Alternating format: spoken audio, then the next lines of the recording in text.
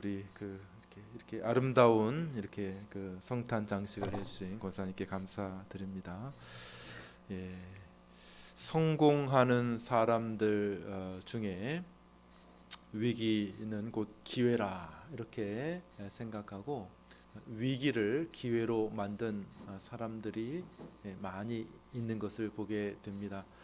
제가 주중에 이렇게 한 분하고 이렇게 통화를 하다 보니까 아이고 요즘에 많이 힘드시죠? 그러니까 아이고 힘든 사람도 있지만은 이 코로나 이 시기에 또 뭐 돈 많이 버는 사람 많이 있습니다. 또 이러시더라고요. 그죠? 그러니까 오히려 이 코로나 시기에 대박을 터뜨리고 막 성공하고 그런 사람들도 또 많이 있다는 얘기죠. 근데 이 신앙에 있어서는 정말 이것이 참된 진리라 이런 생각을 가지게 됩니다. 위기가 곧 기회다라고 하는 말은 이 세상에서만 통용되는 말이 아니라 우리의 믿음 생활을 보고 하는 말이죠. 우리 성도들은 반드시 그 위기, 그 위험, 그 고통을 바라보는 새로운 안목이 있어야 합니다. 왜냐하면 그 위기 가운데 하나님께서 우리에게 더 가까이 찾아오시기 때문에 그렇습니다. 그 위기 속에서 하나님께서 우리에게 말씀하시고 우리에게 놀라운 복을 주시기 때문에 그런 것이죠. 우리가 지난 주일에 한번 살펴보았죠. 야곱이라고 하는 인물이 인생의 큰 위기 가운데 빠지게 되었습니다.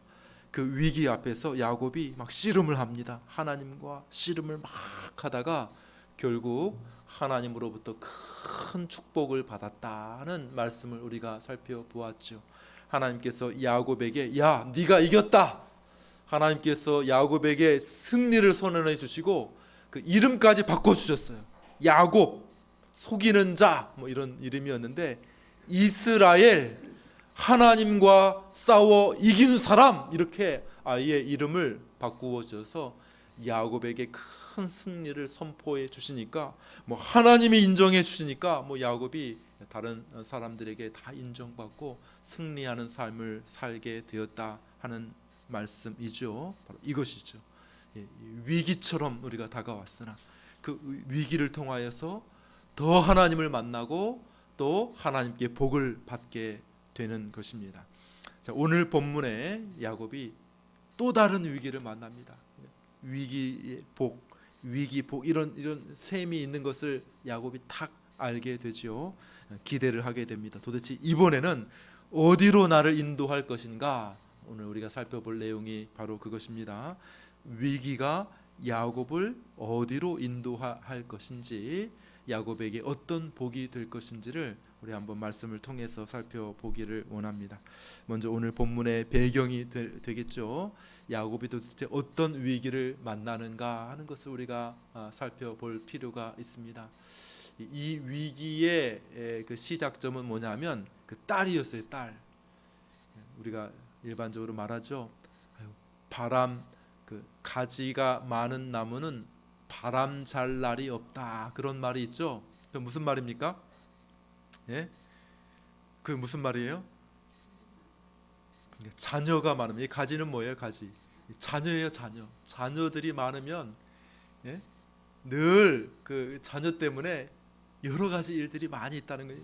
이게 가지가 많으면 이렇게 바람이 불면 늘 흔들리잖아요. 바람 때문에. 그런 것처럼 자녀들이 이렇게 많으면은 아유 바람 잘 날이 없어. 늘 시끄럽고 어디선가 하나는 문제가 터져. 늘 마음 졸이는 일이 있어. 뭐 그런 이야기 아니겠습니까?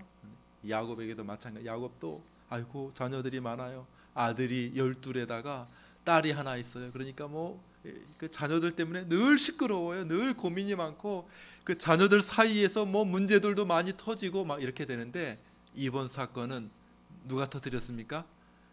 하나 있는 딸, 그 딸이 문제를 터뜨린 거예요. 디나라고 하는 딸이 있었는데요. 디나가 늘 이렇게 호기심이 많아요. 호기심이. 그래서 이 가나안 민족들은 어떻게 사나, 가나안 문화에 대해서 관심이 있고, 특별히 가나안 그 여인들의 그 패션에 관심이 많이 있었던 것 같아요. 아이고 우리 집은 늘 고리타분해.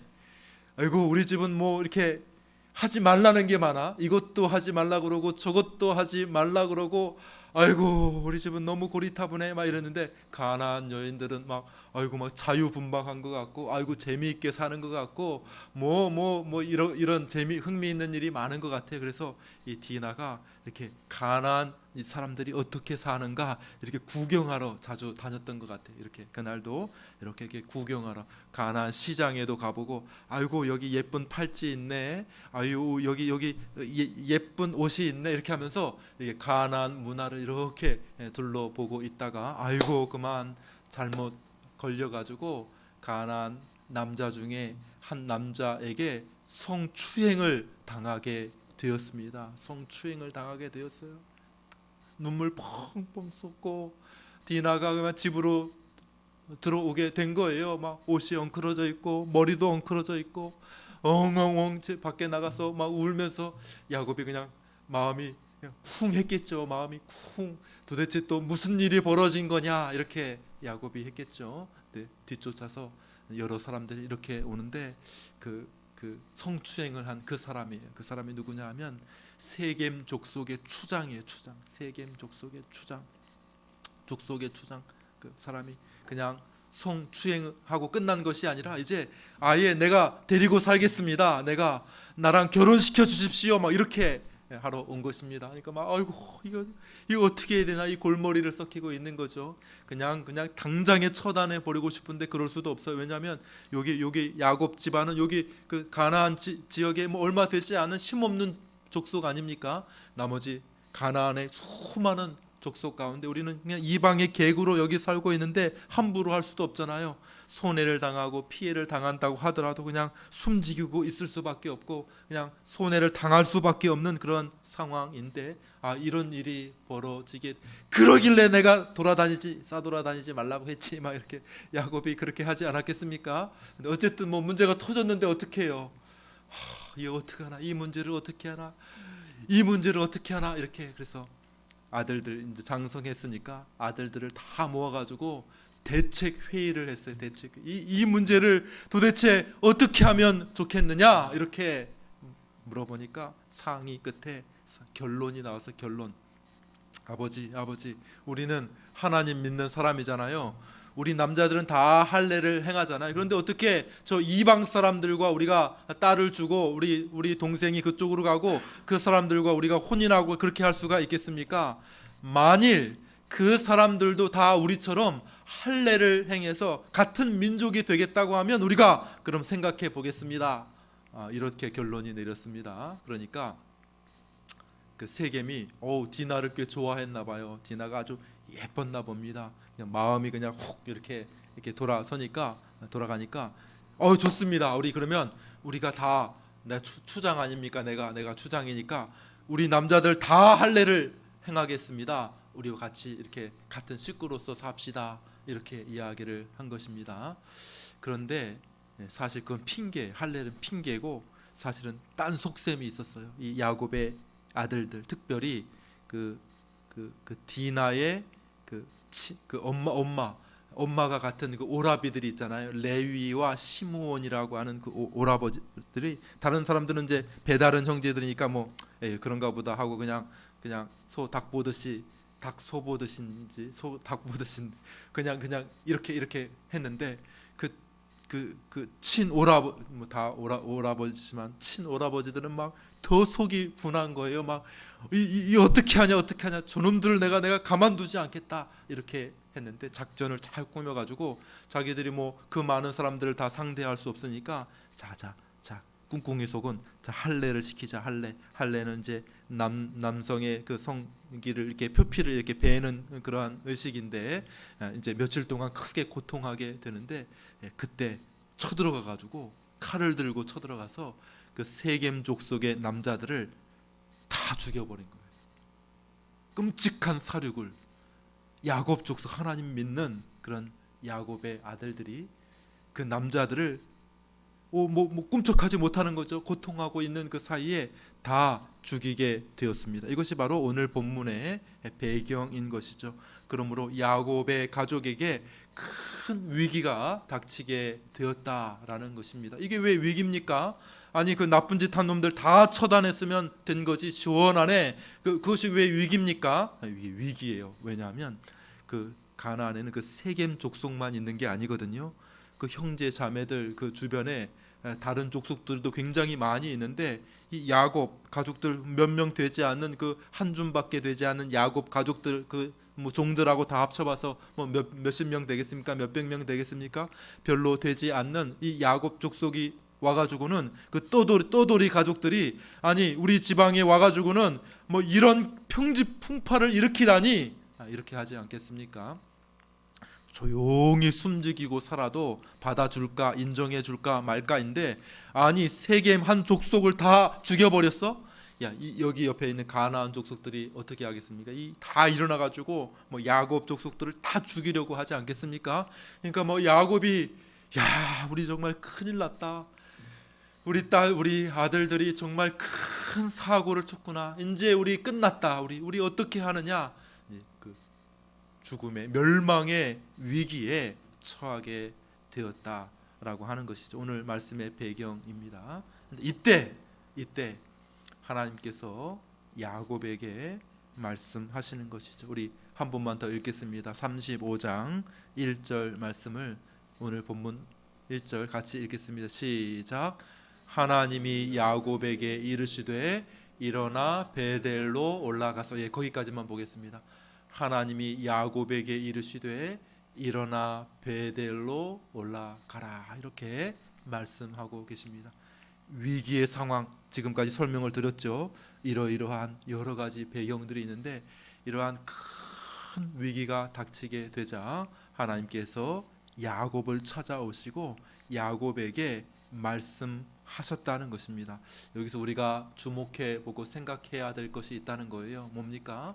하나님은 우리가 위기의 상황에 처해 있을 때에 우리를 찾아오셔서 말씀하시는 분이시다라고 하는 사실입니다.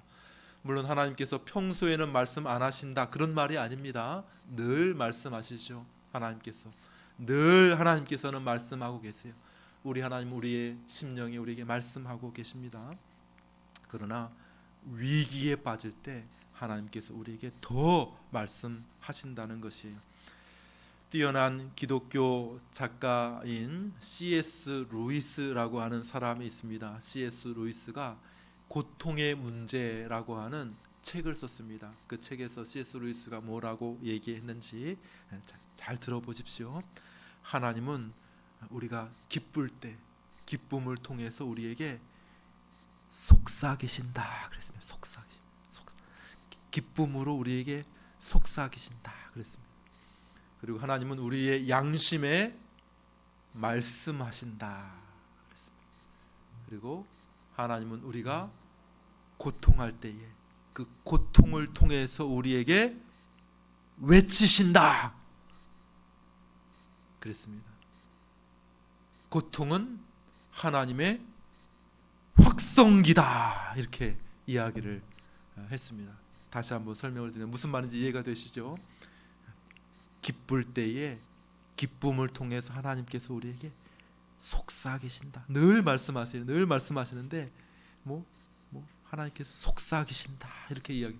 그 속삭인다는 말은 뭘까요? 그냥 우리가 너무 이 세상에 즐거우니까 잘 안 들리나 봐요. 막 소리가 세상 재미있는 소리가 막 들리다 보니까 잘 안 들려요.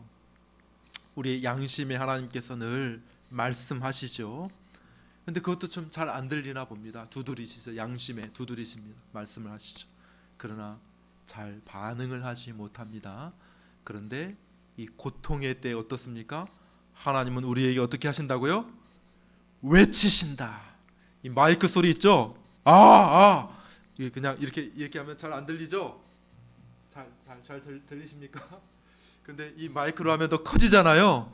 그런 것처럼 그 고통이라고 하는 것은 그 확성기, 마이크 소리와 같이 크게 우리에게 들리게 하신다라고 말씀하시는 건데 정말 잘 맞는 말씀이라 생각이 듭니다. 지난 엊그저께죠. 금요 기도회 때 우리 광고한 대로 우리 김영민 목사님 선교사님께서 오셔서 참 말씀해 주셨는데 참 은혜로운 시간이었습니다. 귀한 말씀, 꽤 많은 분들이 오셨어요. 오셔가지고 같이 은혜를 나누고 말씀을 나누는 그러한 시간이었는데, 우리 동영상에도 이렇게 유튜브로 또 있으니까 못 들은 분들 한번 이렇게 들어보시면 좋을 것 같아요. 참 귀하고 은혜로운 말씀을 우리에게 주셨습니다. 근데 그 말씀 가운데 기억에 남는 게 뭡니까? 우리 선교사님께도 큰 어려움이 있었다는 거예요. 그동안 하나님께서 여러 가지 어려움을 주셨는데, 특별히 그 사모님께서 한 25년 동안 세 차례 암이 걸리셨대요. 세 차례, 25년 동안 이암 저암 이렇게 전이가 돼가지고 또 치료하고 또 뭐 이렇게 치료하다가 25년 동안 세 차례 암이 걸렸으니까 얼마나 어렵겠습니까? 지금 몸무게가 30 몇 킬로? 35킬로? 예? 30 몇 킬로? 6킬로, 36킬로 정확하게 기억해요. 36킬로. 그래서 제가 물어봤습니다. 제 딸한테 물어봤어요. 넌 몇 킬로니? 그러니까 제 딸이 39킬로라는 거예요. 39킬로. 야, 초등학교 4학년보다도 몸무게보다도 더 안 나가는, 얼마나 말랐겠습니까? 이렇게 많은 어려움들이 있으셨어요. 그리고 뿐만 아니라 그 어머니도 암이시고 본인 자신도 암이라는 거예요. 본인 자신도 이 갑상선 암에 걸렸다는 거예요. 그러면서 하시는 말씀이, 야, 목사님 그렇게 고통을 통해서 이 삶이 단순해집니다. 설교하셨죠. 설교. 고통을 통해서 삶이 단순해집니다. 그동안에는 여러 가지 다른 것들 이렇게 돌아보았는데 이제 하나님을 향하여 초점이 더 분명해집니다. 이렇게 하시는 말씀을 들었습니다. 경험이죠. 경험에서 이렇게 우러나오는 말씀을 주시니까 얼마나 우리에게 큰 울림이 되었는지 모릅니다. 야곱의 경험과 같죠. 하나님은 위기 가운데 우리에게 찾아오시고 위기를 통하여서 우리에게 말씀하십니다. 여러분들이 성경을 다시 한번 쭉 읽어보시기를 바라요. 창세기를 다시 한번 쭉 읽어보시되 야곱의 인생을 다시 한번 쭉 살펴보시게 되면, 하나님께서 야곱이 위기에 처했을 때에 그에게 나아오셔서 말씀하시고 그에게 하나님을 나타내 보여주시는 것을 볼 수가 있습니다. 형 에서를 피해서 홀홀 단신 하란으로 도망칠 때에 하나님께서 야곱에게 나타나셔서 말씀하시죠. 그리고 에서를 다시 만나게 될 때에 또 야복강가에서 하나님께서 야곱을 만나셔서 그와 씨름하시지 않습니까? 그리고 이 디나의 사건, 그 위기의 순간마다 하나님께서 나타나셔서 야곱에게 말씀하시는 것을 볼 수가 있습니다. 오늘 이 디나 사건을 통해서 야곱이 멸문지화, 가문이 멸망의 위기에 처해 있을 때에 하나님께서 다시 야곱에게 말씀하셔서 나타나셔서 말씀하시죠. 베델로 올라가라. 우리 1절을 다시 한번 읽어보겠습니다. 1절 다시 한번 읽습니다. 시작. 하나님이 야곱에게 이르시되 일어나 베델로 올라가서 거기 거주하며 내가 내 형 에서의 낯을 피하며 도망하던 때에 내게 나타났던 하나님께 거기서 제단을 쌓으라 하신지라. 하나님께서 야곱에게 다시 나타나셨습니다. 위기의 상황에서 두려워하고 어떻게 해야 될까, 어떤 길로 가야 될까 두려워하고, 앞으로 닥치게 될 그 위기 상황 속에서 지금 누가 언제 쳐들어와서 칼을 들고 우리 가족들을 다 죽일지 모르는 그런 위기 상황 속에서, 자, 우리도 칼을 들고 대비하고 싸울 준비를 해야 할지, 아니면은 어서 피해서 도망쳐야 될지, 아니면은 저 화해한 형 에서에게 빨리 나아가서 형 도와줘요 이렇게 형한테 도움을 요청해야 할지 알지 못하는 그런 두려움의 상황 속에서 하나님께서 야곱에게 찾아오셔서 야곱에게 말씀하시고 계신 것을 볼 수가 있는 것이죠. 하나님께서 뭐라고 말씀하십니까? 베델로 올라가라, 이렇게 말씀하십니다. 하고 계신 것을 볼 수가 있습니다. 자, 이 위기 상황 속에서 나타나시는 하나님을 우리가 생각해 볼 수 있는데, 왜 하나님께서 이렇게 위기 가운데 나타나실까요? 위기 가운데 하나님 그냥 우리에게 말씀하시면 얼마나 좋습니까? 그런데 왜 특별히 이 위기 가운데 하나님께서 우리에게 말씀하시고, 왜 하나님의 백성인 우리에게 이렇게 위기를 하나님께서 허락해 주시고 이런 아프고 고통스럽고 슬픈 일들을 우리에게 허락해 주시는 것입니까? 이렇게 우리가 물을 수 있을 것입니다. 그것은 뭐 때문일까요? 이 위기, 이 고통이 우리를 낮아지게 하기 때문이죠. 앞에서 다 설명을 드렸지 않습니까? 그냥 좋을 때, 기쁠 때, 즐거울 때, 뭐 행복할 때, 그럴 때도 하나님께서 말씀하시죠. 평소에도 하나님께서 말씀하시죠. 그러나 사람들이 잘 들으려고 하지 않습니다. 그냥 무시해 버립니다. 아이고 하나님, 저 옆으로 좀 계십시오. 제가 지금 이거 해야 됩니다. 제가 삶에 이런 문제가 있고 제가 이거 잘 해서 지금 돈 벌어 가지고 지금 잘 살아야 됩니다. 지금 제가 이 사람하고 좀 재미있게 놀아야 됩니다. 이렇게 하나님을 저렇게 뒷방 늙은이처럼 이렇게 뒷방에서 좀 조용히 계세요. 이렇게 처리해 버리는 것이죠. 그러나 위기의 상황, 어려움이 닥치게 되면 어떻게 됩니까? 우리의 마음이 낮아지게 됩니다. 야, 이게 중요한 것이 아니구나. 지금 노는 것이 중요한 것이 아니구나. 지금 돈 조금 더 버는 것이 중요한 것이 아니구나. 지금 중요한 것은 하나님이야.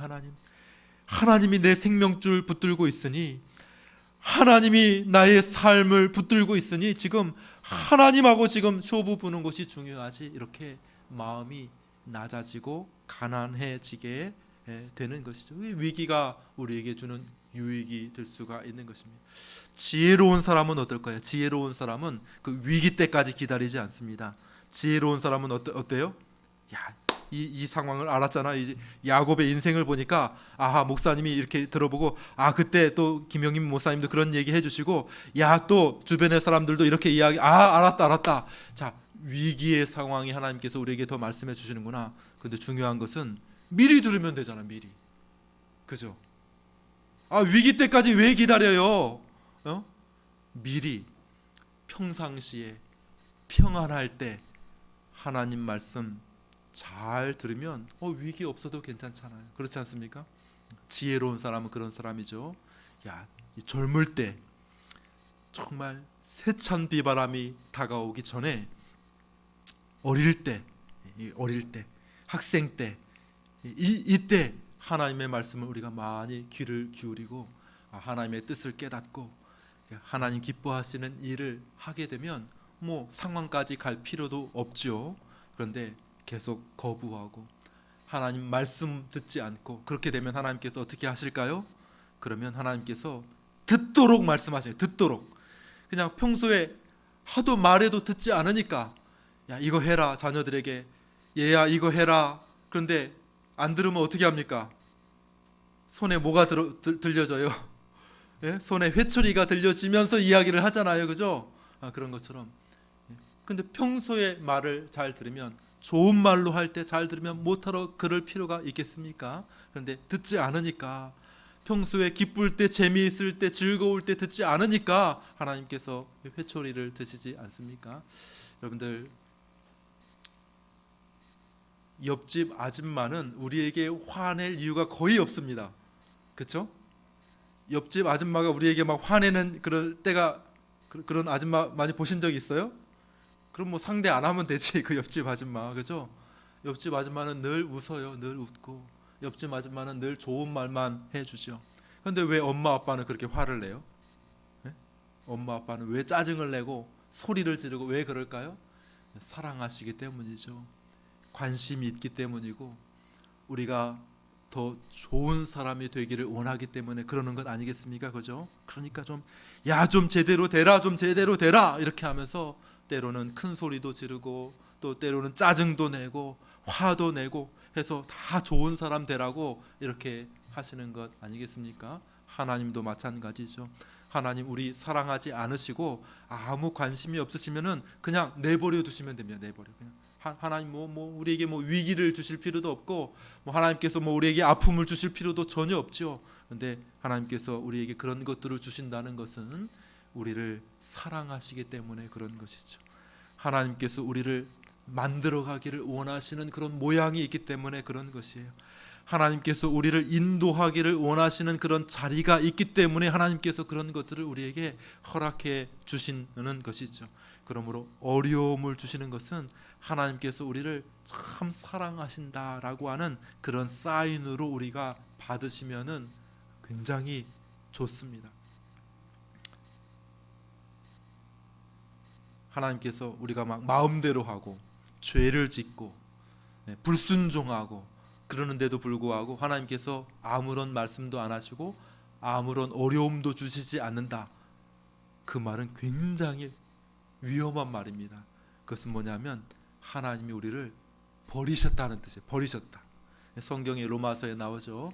하나님의 심판의 표시가 뭐냐면 그냥 버려두시는 거예요. 아이고 그래? 너 그렇게 잘 살아라. 너 그렇게 잘 살아라. 이렇게 하시면 버려두시는 것은 하나님께서 심판하신다고 하시는 뜻이 되는 것이죠. 그러나 하나님께서 사랑하시는 자는 어떻게 합니까? 자꾸 간섭하십니다. 너 그렇게 하면 안 돼. 너 그렇게 살면 안 된다. 그래서 하나님께서 때로 어려움도 주시고 큰 소리도 지르시고 하나님께서 위험한 일들도 우리에게 주시고 어려운 일들도 주시고 아픔도 주시고 우리의 삶을 자꾸 흔들어 주셔서 어떻게 하라는 것입니까? 바른 길로 하나님 기뻐하시는 삶으로 나아가라고 말씀하고 계시는 것이죠. 우리 다시 한번 창세기 35장 1절 말씀을 한번 보겠습니다. 다시 한번 읽습니다. 창세기 35장 1절 시작. 하나님이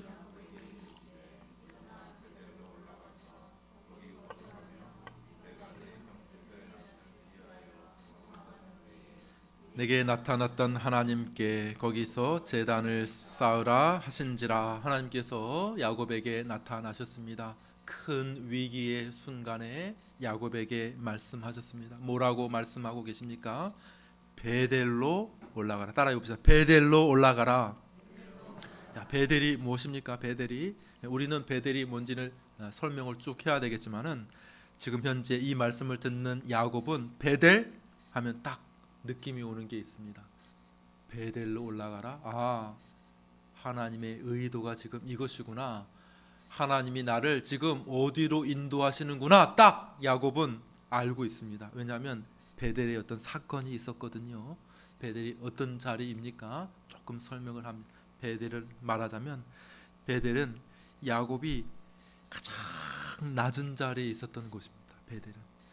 베델은 야곱의 인생이 이렇게 있다가 이렇게 떨어졌다가 이렇게 올라가고 뭐 이렇게 엎치락 뒤치락 하던 그러한 야곱의 인생이 있다고 하면 이 베델이라고 하는 자리는 야곱이 가장 낮은 자리에 처했던 곳이 바로 베델이라고 하는 곳이에요.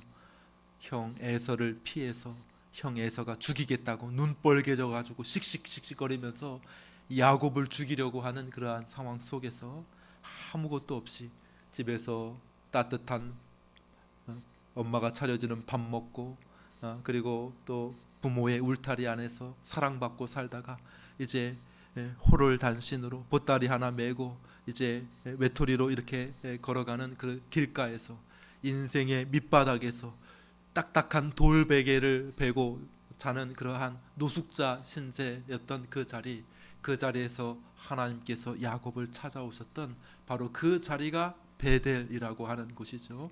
너 베델로 나아가라 라고 말할 때에 하나님께서 나를 참 겸손하고 이제 내가 좀 거부가 되었다고, 이제 식구들도 좀 많아지고 내가 이제 좀 종들도 좀 많고 양들도 좀 많아졌다고 내가 좀 교만했었는데 다시 한번 하나님께서 내게 그 낮은 자리, 그 하나님을 경험했던 자리, 그 하나님 앞에 약속드렸던 자리, 그 돌베개 딱 이렇게 세워가지고 거기다 기름을 붓고 내가 하나님 집 짓겠습니다.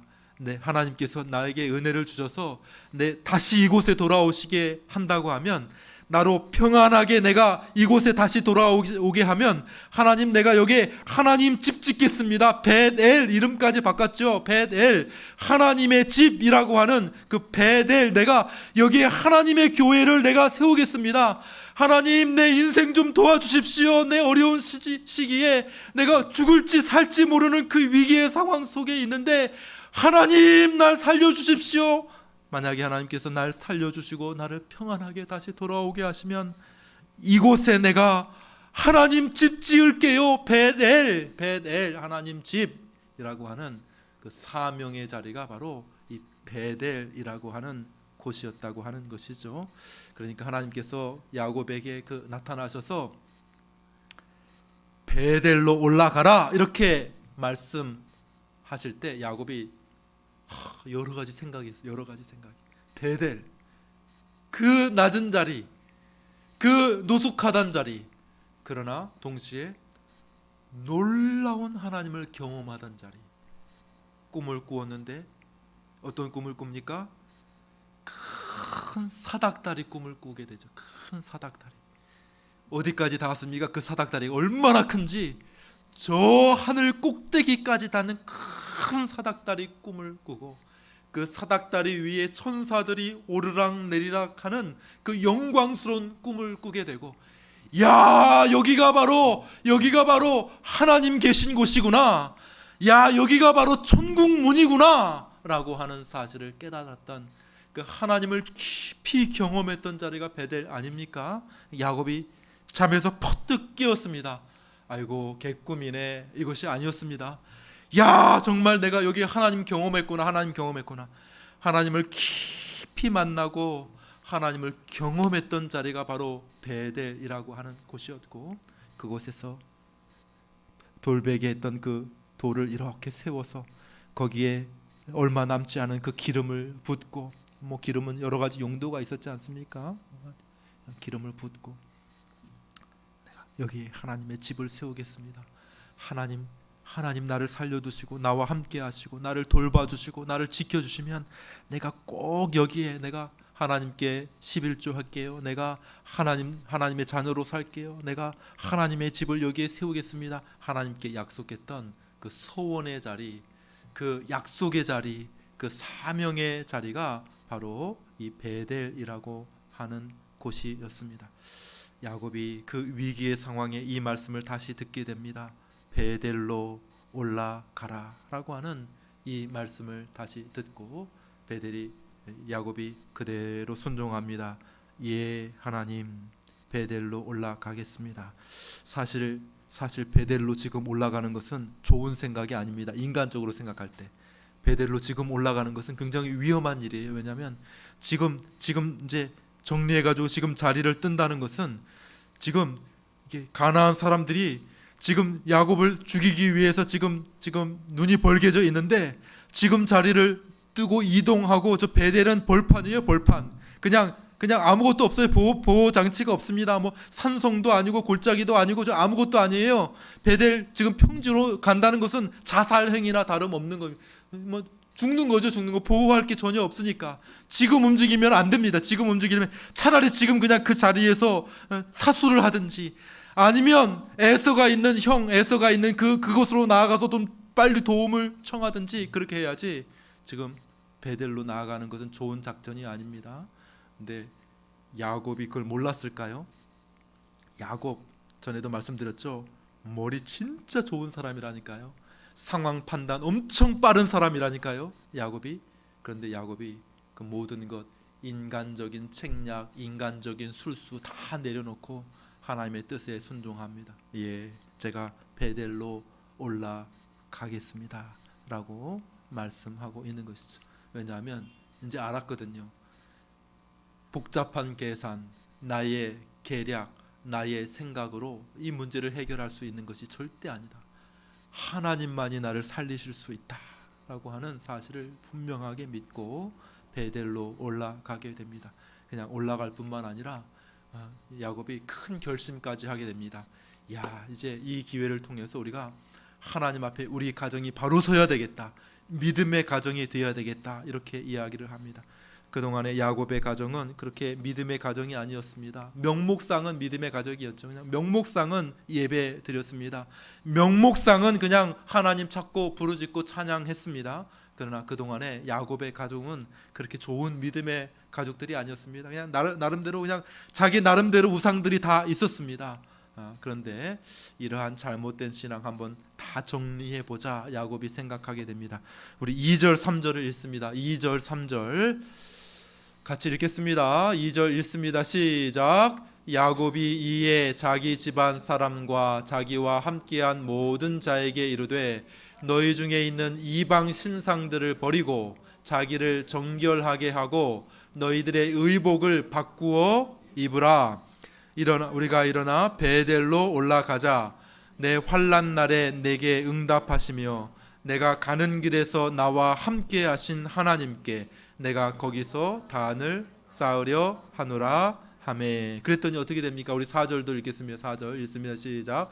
그들이 자기 손에 있는 모든 이방 신상들과 자기 귀에 있는 귀고리들을 야곱에게 주는지라.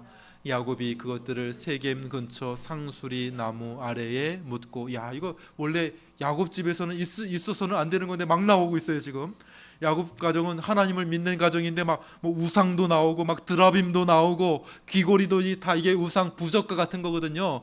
야, 하나님을 믿는다고 하면서 나름대로 각자 다 집에 가봤더니 막 부적 붙이고 있어요. 하나님을 믿는다고 하는 집에 신방을 갔더니만 아이고 저기 뭐 술이 막 이렇게 막 담겨져 있는 술이 막 많이 있는 거예요. 여기 인삼주도 있고 저기 뱀주도 있고 막 술이 막 여러 종류가 막 쫙 있는 거예요. 하나님을 믿는다고 했는데 갔는데 그 집 앞에 보니까 부적이 딱 붙어 있어요. 부적이 하나님을 믿는다고 해서 갔는데 막 거기 성경책 밑에 막 음란 저질 잡지들이 많이 있는 거예요. 막 하나님을 믿는다고 야, 이런 것 아닌데 야곱이 이제 딱 알았죠. 야, 우리 가정 하나님 믿는다고 하는 것은 이름뿐이지 다 나름대로 그냥 다 우상 숭배하고 미신 섬기고 그냥 다 나름대로 세속적인 삶을 살았던 우리 가족이었는데 이 위기의 순간에 야, 이거 다 털어버리기를 원하시는구나. 하나님께서 우리 가정이 다 낮아지기를 원하는구나. 우리의 가정이 다 하나님 앞에 심플해지고 하나님에게 초점을 맞추기를 원하는구나. 야곱이 탁 이야기를 하니까 야, 놀라운 변화가 생겼습니다. 예전 같으면 꿈쩍도 안 해. 아버지가 얘기해도 야, 그런 옷차림 뭐냐 그거 예배 잘 드려야지 이렇게 해도 그냥 꿈쩍도 안 하고 그냥 자기 하던 대로 하던 가족들이었는데 가족이 다 몰살당할 위기의 상황에 처해지니까 그래도 믿음의 사람이었던 야곱 아버지, 믿음의 가장이었던 그 야곱 중심으로 가정이 움직이기 시작하고 있다는 거예요. 야곱이 정말 절실한 마음으로 하나님께서 내게 말씀하셨다. 하나님께서 베델로 올라가라 하신다. 이렇게 말하니까 가족들이 다 그 순간에 순종합니다. 그래서 가지고 있던 우상들 다 아버지께 가져옵니다. 귀고리, 금팔찌 다 빼가지고 부족들 다 떼어가지고 그 다음에 음란 저질 잡지도 플레이보이 이런 것들 다 가져와가지고 아버지 앞에 탁 두는 거예요. 아버지가 그 상수리 나무 땅을 파고 그런 것들을 다 묻어버리고 베델로 올라가게 됩니다. 말씀을 맺습니다. 하나님께서 우리에게 때로 인생의 위기를 허락하십니다. 하나님 전능하신데 왜 우리에게 이러한 위기를 주시는 것입니까? 하나님 능력 많으신데 왜 하나님의 자녀들에게 이런 아픔을 주시고 병을 주시고 가난을 주시는 것입니까? 이렇게 사람들이 묻죠. 그런데 다 이유가 있습니다. 하나님은 이 위기라고 하는 이 고통이라고 하는 이 아픔이라고 하는 통로를 통해서 우리에게 어떻게 하신다는 거예요? 말씀하고 계시다는 거예요. 말씀하고, 여러분 그 말씀을 듣고 계십니까? 예, 그 말씀이 여러분 크게 울려 퍼져야 됩니다. 평소에는 잘 안 들으셨죠? 그러나 그 아픔의 순간에 크게 하나님께서 우리에게 말씀하시는 그 소리를 들으셔야 하는 것이죠. 뭘 말씀하십니까? 하나님께서 이 세상 정신, 불신앙, 그 나쁜 생활 습관 이런 것들 버리고 너 참된 예배의 자리로 나아오라. 겸손한 자리로 나아오라. 순종의 자리로 나아오라. 나라고 말씀하시는 것이죠. 하나님의 집, 사명의 자리, 예배의 자리, 하나님을 깊이 경험하는 그 자리로 나오라고 말씀하고 계시는 것입니다.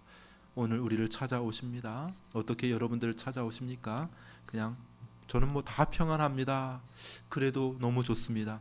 그렇지만 이 말씀을 통해서 여러분들에게 말씀하시는 것을 잘 귀를 기울이면 더 나아가지 않죠. 위기와 상황까지 나아가지 않을 필요가 않을 수 있어. 그건 참 지혜로운 일입니다. 그러나 어떤 사람들은 이것을 지나갔습니다. 말씀을 좀 지나쳤습니다. 몇 차례 이 말씀을 무시하고 그냥 지나갔죠. 그러면 하나님께서 다른 것으로 우리에게 말씀하기를 시작하십니다. 가난의 어려움을 통해서 우리에게 말씀하시면서 뭐라고 합니까? 베델로 올라가라. 인간관계로 여러분들을 흔드실 수 있습니다. 어려움을 통하여 너 베델로 올라가라. 질병을 통하여, 아픔을 통하여, 가족을 통하여, 시련을 통해서 우리를 흔드십니다. 뭐라고요? 너 베델로 올라가라.